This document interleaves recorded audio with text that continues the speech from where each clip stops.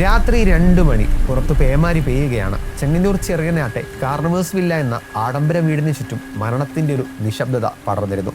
അബുദാബിയിലും അമേരിക്കയിലും വർഷങ്ങളോളം അധ്വാനിച്ച് ചോര നീരാക്കി സമ്പാദിച്ച സ്വത്തുക്കളുമായി വിശ്രമജീവിതം നയിക്കുകയായിരുന്ന 65 വയസ്സുകാരനായ ഭാസ്കര കാർണവർ.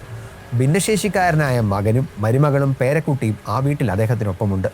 പക്ഷേ ആ രാത്രി ആ വീടിന്റെ പിൻവാതിൽ കാറ്റിലെന്ന പോലെ ആരോ പതുക്കെ തുറന്നു കൊടുത്തു.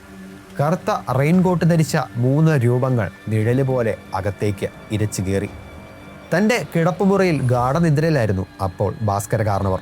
ഒരു നിലവിളി പോലും പുറത്തു വരാൻ സമയം നൽകാതെ അക്രമികൾ അദ്ദേഹത്തിൻ്റെ മുഖത്ത് തലയണമർത്തി.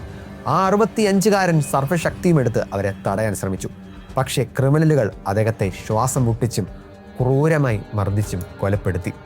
വീടിനുള്ളിൽ മുളകുപൊടി വിതറിയും സാധനങ്ങൾ വലിച്ചു വാരിയിട്ടും അതൊരു കവർച്ചാ ശ്രമമാണെന്ന് വരുത്തി തീർക്കാൻ അവർ ശ്രമിച്ചു. നേരം വെളുത്തപ്പോൾ കേരളം കേട്ടത് ഞെട്ടിക്കുന്ന വാർത്തയാണ്.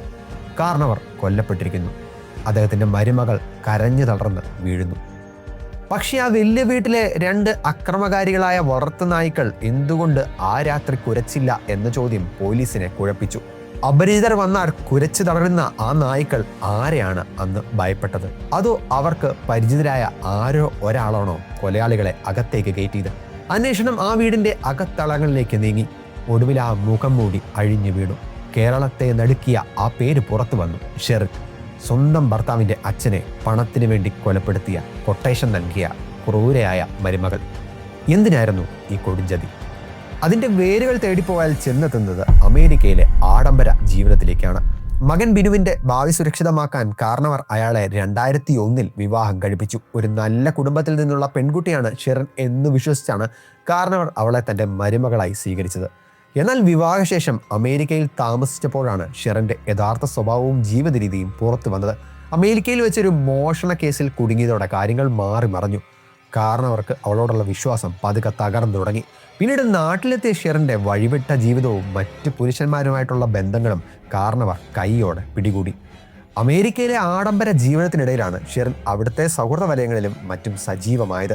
മകൻ ബിനുവും ഷെറിനും നാട്ടിലെത്തിയ ശേഷം ഷെറിൻ്റെ പെരുമാറ്റത്തിൽ സംശയം തോന്നിയ കാർണവർ അവളെ കൂടുതൽ നിരീക്ഷിക്കാൻ തുടങ്ങി. തൻ്റെ ഏക മകൻ്റെ ഭാവി നശിപ്പിക്കാൻ ഷെറിനെ അനുവദിക്കില്ലെന്ന് അദ്ദേഹം ഉറപ്പിച്ചു. അവളെ സ്വത്തിൽ നിന്ന് ഒഴിവാക്കാൻ അദ്ദേഹം തീരുമാനിച്ചതോടെ ഷെറിൻ്റെ ഉള്ളിലെ പക വളർന്നു. തൻ്റെ സുഖജീവിതത്തിന് തടസ്സമാകുന്ന ആ വയോധികനെ ഇല്ലാതാക്കാൻ അവൾ തീരുമാനിച്ചു. ഓർക്കിഡ് വഴിയൊക്കെ പരിചയപ്പെട്ട അനേകം സുഹൃത്തുക്കൾ ഉണ്ടായിരുന്നുവെങ്കിലും ഷെറിന് വ്യക്തമായ ഒരു പ്ലാൻ ഉണ്ടായിരുന്നു. കാമുകനായ ബാസിദ് അലിയെയും സംഘത്തെയും വാടകയ്ക്കെടുത്ത ഷെറിൻ വീടിൻ്റെ ഓരോ മുക്കുമൂലയും അവർക്ക് വരച്ചു നൽകി. കൊലപാതകം നടക്കുമ്പോൾ മുകൾ നിലയിൽ കാത്തിരുന്ന അവൾ താഴെ ആ വയോധികൻ ശ്വാസം മുട്ടി മരിച്ചു എന്ന് ഉറപ്പാക്കി. ഭാസ്കര കാർണവരുടെ കൊലപാതകത്തിൽ പോലീസ് സംഘം വിശദമായ അന്വേഷണം നടത്തിയപ്പോഴാണ് പ്രതികൾ കുടുങ്ങിയത്. സിനിമകളും സീരിയലുകളും കണ്ട് കൊലപാതകം ആസൂത്രണം ചെയ്ത ഷെറിന് പോലീസിന്റെ ചോദ്യം ചെയ്യലിന് മുന്നിൽ ആദ്യമൊക്കെ പിടിച്ചു നിൽക്കാനായി. മരണാനന്തര ചടങ്ങുകൾക്ക് ശേഷം നടത്തിയ ചോദ്യം ചെയ്യലിൽ മരുമകൾ ഷെറിനാണ് വീടിന്റെ മുകൾ നിലയിൽ ഒരു സ്ലൈഡിംഗ് ജനാലയുണ്ടെന്നും അതുവഴി പുറത്തുനിന്നൊരാൾക്ക് എളുപ്പത്തിൽ 2ാം നിലയിലേക്ക് പ്രവേശിക്കാമെന്നും പറഞ്ഞത്. എന്നാൽ ഒരു ഏണിയില്ലാതെ ഒരാൾക്ക് അതിൻ്റെ മുകളിൽ കയറി നിൽക്കാൻ കഴിയില്ല എന്ന് പോലീസിന് മനസ്സിലായി. തിരച്ചിലിൽ പറമ്പിൽ മതിലിനോട് ചേർന്ന് ഒരു ഏണി കിടക്കുന്നത് പോലീസ് സംഘം കണ്ടു. എന്നാൽ അതിൽ മുഴുവൻ പൊടി പിടിച്ചിരിക്കുന്നില്ല. അടുത്ത കാലത്തൊന്നും അത് ഉപയോഗിച്ചിട്ടില്ല എന്നത് പോലീസിന് മനസ്സിലായി. 2010 ജൂൺ 11 മാവേലിക്കര കോടതി ഷെറിന് ജീവപര്യന്തം ശിക്ഷ വിധിച്ചു. പക്ഷേ ജയിൽവാസം ഷെറിന് ഒരു സുഖവാസമായിരുന്നു എന്നാണ് പിന്നീട് പുറത്തു വന്ന വിവരങ്ങൾ സൂചിപ്പിക്കുന്നത്. കേസിലെ വിധി പ്രസ്താവനത്തിന് ശേഷം താൻ കുറ്റം ചെയ്തിട്ടില്ലെന്നും എന്നാൽ കോടതി വിധിയെ മാനിക്കുകയാണ് എന്നുമാണ് ഷെറിൻ പ്രതികരിച്ചത്. തങ്ങളാണ് കൃത്യം ചെയ്തതെന്നും ഷെറിൻ നിരപരാധിയാണെന്നും കൂട്ടുപ്രതികളും പ്രതികരിച്ചു. ഡാഡിയെ കൊല്ലണമെങ്കിൽ ഇവരുടെ സഹായം വേണോ? 2 ഗുളിക കൊടുത്താൽ പോരെ? അല്ലെങ്കിലും എന്നെ സംരക്ഷിക്കുന്ന ഡാഡിയെ ഞാൻ എന്തിനു കൊല്ലണം എന്നതായിരുന്നു ഷെറിൻ്റെ അപ്പോഴത്തെ ചോദ്യം. ഈ കേസ് പിന്നീട് രാഷ്ട്രീയ വൃത്തങ്ങളിൽ വലിയ രീതിയിൽ ചർച്ചയായി. അന്നത്തെ മന്ത്രി കെ ബി ഗണേഷ് കുമാർ ജയിലിലെത്തി ഷെറിനെ രഹസ്യമായി സന്ദർശിച്ചത് കേരള രാഷ്ട്രീയത്തിൽ വലിയ ഭൂകമ്പമുണ്ടാക്കി. ഒരു കൊലക്കേസ് പ്രതിയെ കാണാൻ മന്ത്രി എന്തിനു പോയി എന്ന ചോദ്യത്തിന് ഇന്നും വ്യക്തമായ ഉത്തരമില്ല. ഷെറിൻ ഗണേഷ് കുമാറിന് നിരന്തരം കത്തുകൾ അയച്ചിരുന്നു. തൻ്റെ ശിക്ഷയിൽ ഇളവ് ലഭിക്കാനും ജയിലിലെ സൗകര്യങ്ങൾ വർദ്ധിപ്പിക്കാനും അവൾ ആ രാഷ്ട്രീയ ബന്ധം ഉപയോഗിച്ചുവെന്ന ആരോപണം ശക്തമായി. നെയ്യാറ്റിൻകര ജയിലിൽ വെച്ച് അനധികൃതമായി മൊബൈൽ ഫോൺ ഉപയോഗിച്ചതിന് അവൾ നടപടി നേരിട്ടു.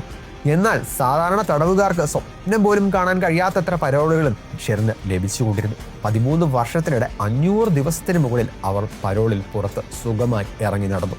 നിയമം എല്ലാവർക്കും ഒരുപോലെയാണ് എന്നാണ് പറയാറ്. എന്നാൽ നിയമത്തിന്റെ എല്ലാ പഴുതുകളും ഉപയോഗിച്ച് ഒരു കൊലയാളി രക്ഷപ്പെടാൻ ശ്രമിക്കുന്ന കാഴ്ച കണ്ടപ്പോൾ ഇത് എന്ത് നിയമമെന്ന് എല്ലാവരും ചോദിച്ചു പോവുകയാണ്.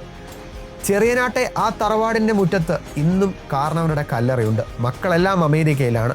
പണത്തിനും ആഡംബരത്തിനും വേണ്ടി സ്വന്തം കുടുംബത്തെ തന്നെ ഇല്ലാതാക്കിയ ഷെറിൻ കഴിഞ്ഞ വർഷം ജൂലൈയിൽ പുറത്തിറങ്ങി. ഒറ്റ ചോദ്യമാണ് ഈ കേസ് കാണുമ്പോൾ കേരളം ചോദിക്കുന്നത്: ഇതിൽ നീതി നടപ്പിലാക്കിയോ? ഭാസ്കര കാരണവർ എന്ന ആ മനുഷ്യൻ മണ്ണടിഞ്ഞ് പോയിട്ടുണ്ടാകാം. പക്ഷേ അദ്ദേഹത്തിന്റെ മരണമുയർത്തിയ ചോദ്യങ്ങൾ ഇന്നും അന്തരീക്ഷത്തിൽ മുഴങ്ങുന്നു. നീതിക്ക് നിരക്കാത്ത മോചനങ്ങൾ ഇനി എത്ര കാലം തുടരും? നിയമം എല്ലാവർക്കും ഒരുപോലെയാണോ?